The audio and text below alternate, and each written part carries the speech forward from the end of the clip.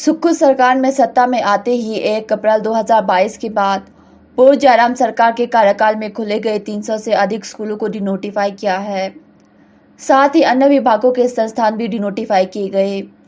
इन denotify किए गए संस्थानों को लेकर जहां विपक्ष हमलावर है, वहीं शिक्षा मंत्री रोहित ठाकुर ने कहा कि गत सरकार ने रिकॉर्ड तोड़ संस्थान खोले और इन संस्थानों का कितना लाभ मिला, लगभग एक आधे को छोड़ पूरा मंत्रिमंडल बाहर हो गया।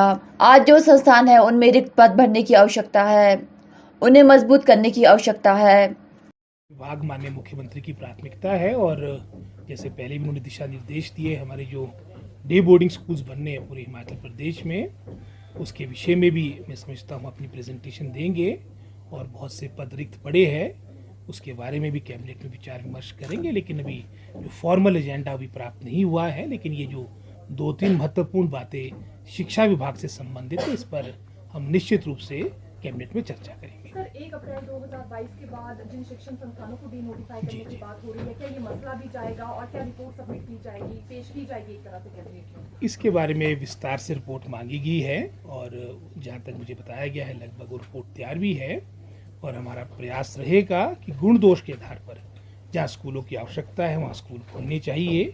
लेकिन मेरा व्यक्तिगत मानना ये कि आज के समय में विशेषकर अगर शिक्षा विभाग की बात करें, आज हमें जो ऑलरेडी आपके खुले हुए शिक्षण संस्थान हैं उनको सुदृढ़, उनको स्ट्रेंथन करने की आवश्यकता है और जो हमारा मैं समझता हूँ जो आपके एजुकेशन सिस्टम में प्रदेश में उसको और बेहतर हो सके, जो आपके पद रिक्त पड़े हैं वो भरे जाए, ये सरकार की पहली प्राथमिकता। और गुण दोष के आधार पर जहाँ जस्टिफिकेशन बनेगी तो वो स्कूल खुले, उसमें हमारी कोई आपत्ति नहीं होगी। सर, ट्रांसफर पॉलिसी को लेकर शिक्षकों की ओर से ये मांग उठाई गई है, विशेष तौर से टीजीटी कला संघ ने ये कहा है कि इस पॉलिसी को बनाने से पहले उनके सजेशंस भी लिए जाएं।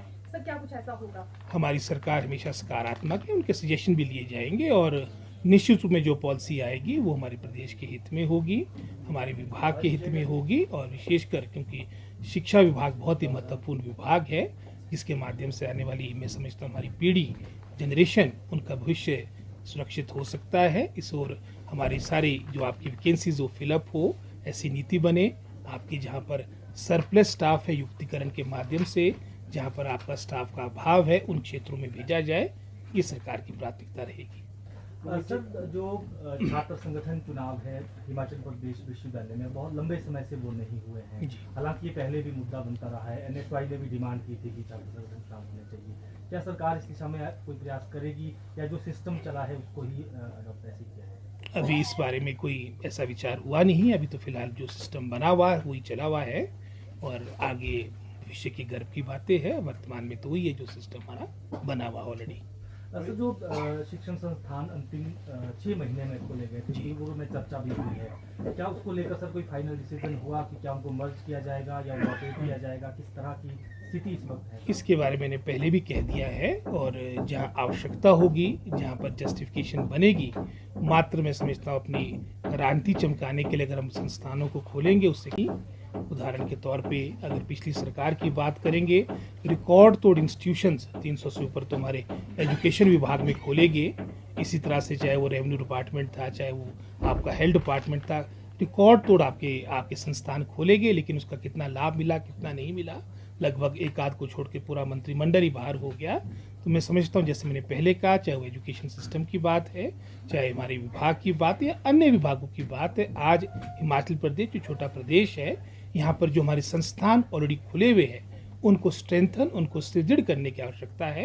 अपितु मैं समझता हूँ इसका तो अंत कोई नहीं होगा, लेकिन फिर भी जैसे मैंने पहले कहा, गुण दोष के आधार पे जो हमारे दुर्गम क्षेत्र है जहाँ पर आवश्यकता है, हमारे को डिस्टेंसेस बहुत ज़्यादा है, बच्चियों को प्रॉब्लम है, समस्या है इस तरह की, तो निश्चित रूप में वहाँ के विकल्प खोले जाएंगे और गुण दोष के आधार पे सारे निर्णय लिए जाएंगे। सर, हिमाचल प्रदेश विश्वविद्यालय में री इवैल्यूएशन का रिजल्ट अभी तक नहीं आ पाया है। छात्र अक्सर ये मांग करते हैं कि वहाँ हमेशा रिजल्ट घोषित करने में देरी होती है। किस प्रकार से इसे ठीक किया जाएगा? और अभी तक वहाँ वाइस चांसलर की स्थायी नियुक्ति भी नहीं हो पाई है, छात्र इसके लिए भी लंबे अरसे से मांग कर रहे हैं। ये सारी बातें माननीय मुख्यमंत्री के संज्ञान में लाई गई है और शीघ्र इसके बारे में भी निर्णय लिया जाएगा। Rohit ji, Rajiv Gandhi day boarding school के विषय में विपक्ष एक बात कहता आ रहा है कि जो हमने अटल आदर्श विद्यालय खोलने थे, अधिकारी उन्हीं की ज़मीन बता रहे हैं और सरकार भी है वो भी सिर्फ नाम बदलने का काम कर रही है। अटल बिहारी वाजपेयी जी जो हम सब के लिए आदरणीय नेता थे, जो उनके नाम से स्कीम बनी वो अलग स्कीम है, लेकिन सबका, चाहे वो राजीव गांधी जी के नाम से है, चाहे अटल बिहारी वाजपेयी जी के नाम से है, सबका एक ही उद्देश्य है, एक ही मैं समझता हूँ मोटिव है कि हमारे ऐसे स्कूल्स हमारे क्षेत्रों में स्थापित किए जाए जो लेटेस्ट हमारे को, मैं समझता हूँ आज के समय में जो हमारे को बेस्ट एजुकेशन मिल सकती है अपने गवर्नमेंट सेक्टर में, उस सोच के साथ माननीय मुख्यमंत्री ने ये Rajiv Gandhi day boarding school का, मैं समझता हूँ, अपनी फ्लैगशिप प्रोग्राम प्रारंभ किया है और निश्चित रूप में आने वाले समय में आपको इसके सकारात्मक रिजल्ट देखने को मिलेंगे। क्या एडिशनल फैसिलिटीज जो है Rajiv Gandhi day boarding schools में दी जाएगी? क्या इंग्लिश मीडियम स्कूल्स जो है एचपी गवर्नमेंट शुरू करेगी? ऐसा हो सकता है आगे? जैसे मैंने पहले कहा कि इसमें सोच यही है कि जो बेस्ट फैसिलिटीज़ है स्टेट ऑफ आर्ट के रूप में हम इन स्कूल्स को विकसित करेंगे और इसके बारे में अपना अभी पूरी फिजिबिलिटी प्राक्कलन तैयार किया जा रहा है। और जैसा आपको ही पता है लगभग कोई 50 बीघे के आसपास इसमें मार्क किया गया कितनी कम से कम हमारे को लैंड की आवश्यकता पड़ेगी भविष्य की, मैं समझता हूँ आवश्यकताओं को देखते हुए भी लगभग 100 कनाल के आसपास।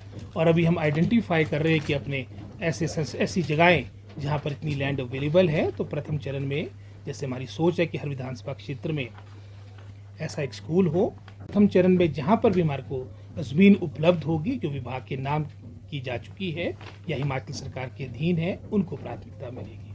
सर, जो 12,000 पद भरने की बात हो रही है, इसमें प्रायोरिटी पर कौन कौन से मसले रखे जाएंगे? इसमें हमारी पहली प्रायोरिटी ये है जो हमारा टीचिंग स्टाफ है, जिसमें आपने 12,000 की संख्या की बात की, लगभग 2,000 के आसपास हमारी हायर एजुकेशन में आपके पद रिक्त पड़े हैं, लगभग कोई 10,000 के आसपास हमारी एलिमेंट्री एजुकेशन में पद रिक्त पड़े हैं।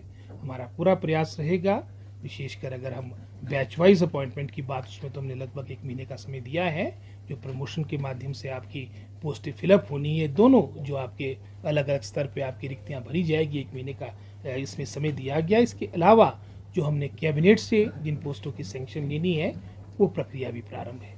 सर, एनटीटी भर्ती को लेकर अभी तक क्या कुछ सोचा गया है? किस तरह की पॉलिसी बनाई जाएगी या पूर्व में जो सरकार की ओर से पॉलिसी तैयार हुई थी उसी को लेकर अभी जो पिछली पॉलिसी भी पिछली सरकार की बनी है ये भी विचाराधीन है और इसको किस तरह से और इम्प्रूव किया जाए और बच्चों के हित में किया जाए, इस ओर अभी विचार किया जाएगा। इसको भी हम शीघ्र, मैं समझता हूँ, अंतिम रूप देंगे। धन्यवाद।